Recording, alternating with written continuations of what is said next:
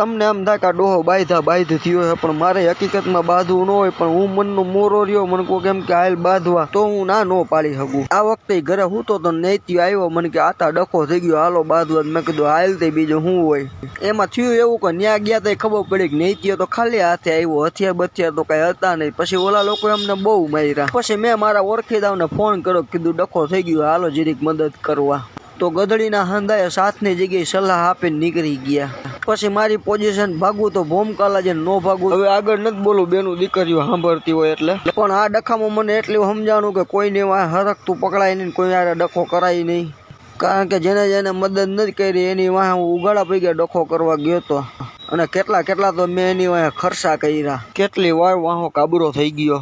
વખત આવ્યો ને મેં એની પાસે મદદ માંગી તો મહાણિયાઓ મને કહે અમને પૂછીને ડખો કર્યો તો. પછી આપણે આ તેડી કકડે ને આપણાથી ન બોલવું હોય તો બોલાવી દે. તમારી બહેનને અફઘાનિસ્તાન વાળા કિડનેપ કરી લે ને તમે છોડાવવા હાટું મારી પાસે મદદ માગવા આવો તો અહીંયા અમે કહી તમારા બાપાએ અમને પૂછીને લગ્ન કર્યા હતા. આ તેડી કકડે એટલે બોલાઈ જાય ભાઈ, નકર અમારે બોલવું તો ન હોય. છેલ્લે પૂછવાનું એટલું કે તમારે કોઈ પાસે આમાંથી નીકળવાનો રસ્તો હોય તો મને બતાવજો, મને ફોન કરજો, મને મેસેજ કરજો. આપણે આમ બીતા કાંઈ નથી, પણ આ ગાંઠો છટકાવવાની એક વાત છે.